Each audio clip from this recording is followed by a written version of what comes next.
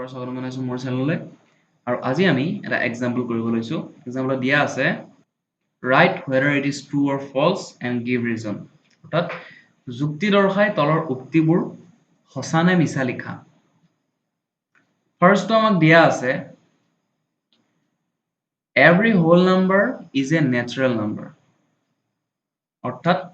প্ৰতিটো পূৰ্ণ সংখ্যাই এটা স্বাভাৱিক সংখ্যা ঠিক আছে এতিয়া স্বাভাৱিক সংখ্যা মানে আমি জানো 1 ৰ পৰা আৰম্ভ কৰি অসীমলৈ কোৰ পৰা আৰম্ভ হৈছে 1 ৰ পৰা আৰম্ভ হৈছে অসীমলৈকে ঠিক আছে আৰু পূৰ্ণ সংখ্যাৰ ডেফিনেশ্যনটো হৈছে 0 1 2 3 ৰ পৰা অসীমলৈকে অৰ্থাৎ পাৰ্থক্য এটাই যে স্বাভাৱিক সংখ্যাত 1 ৰ পৰা আৰম্ভ হয় পূৰ্ণ সংখ্যা 0 ৰ পৰা আৰম্ভ হয় এতিয়া আমাক কোৱেশ্চনটো দিছে প্ৰতিটো পূৰ্ণ সংখ্যা এটা স্বাভাৱিক সংখ্যা এতিয়া প্ৰতিটো পূৰ্ণ সংখ্যাৰ কথা কৈছে এতিয়া আমি যদি 0 টো এটা লৈ লওঁ উদাহৰণ হিচাপে 0 টো এটা পূৰ্ণ সংখ্যা কিন্তু ই স্বাভাৱিক সংখ্যা নহয় কাৰণ এটো স্বাভাৱিক সংখ্যাৰ যিবোৰ সংখ্যা সেই সংখ্যাবোৰৰ ভিতৰত নপৰে গতিকে প্ৰতিটো পূৰ্ণ সংখ্যাই স্বাভাৱিক সংখ্যা নহয় কাৰণ 0 টো এটা পূৰ্ণ সংখ্যা কিন্তু স্বাভাৱিক সংখ্যা নহয় ঠিক আছে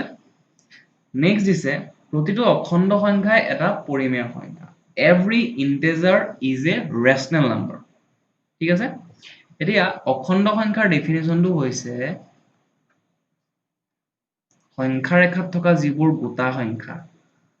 পজিটিভে হওক বা নেগেটিভে হওক সেই আটাইবোৰক একেলগে অখণ্ড সংখ্যা বুলি কোৱা হয়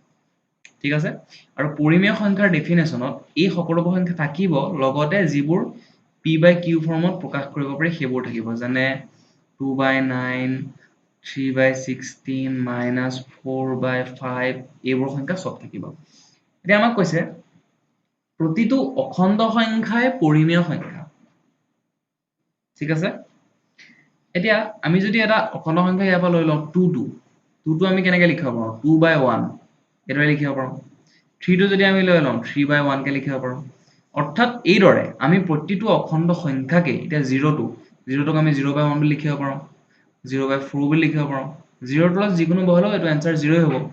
গতিকে আমি প্ৰত্যেকটো অখণ্ড সংখ্যাকে আমি p/q ফৰ্মত আমি কি কৰিব পাৰোঁ প্ৰকাশ কৰিব পাৰোঁ মানে গতিকে যেটো স্টেটমেন্ট আমাক দিছে প্ৰতিটো অখণ্ড সংখ্যা এটা পৰিমেয় সংখ্যা এটো শুদ্ধ এটো হয় ঠিক আছে নেক্সট দিছে প্ৰতিটো পৰিমেয় সংখ্যাই এটা অখণ্ড সংখ্যা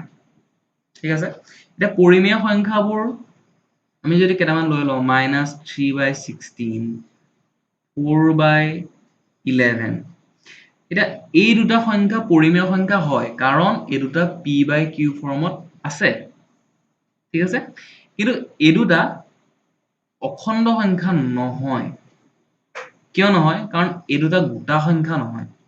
এতিয়া 4/2 মানে হৈছে 2 টো এটা গোটা সংখ্যা কিন্তু 3/16 এ ডিভাইড নাযায় 4 ক 11 এ ডিভাইড নাযায় গতিকে এটা গোটা সংখ্যা নহয় যিহেতু গোটা সংখ্যা নহয় গতিকে এই দুটা অখণ্ড সংখ্যা নহয় তাৰ মানে প্ৰত্যেকটো পৰিমেয় সংখ্যা অখণ্ড সংখ্যা নহয় গতিকে যেটো উক্তি আমাক দিয়া আছে হেতু ৰং ঠিক আছে আজিৰ ভিডিঅ'টো ইমানেই আছিল ভিডিঅ'টো যদি ভাল লাগিছে লাইক কৰিবা আৰু বন্ধু বান্ধৱৰ লগত ভিডিঅ'বোৰ শ্বেয়াৰ কৰিবা থ্যাংক ইউ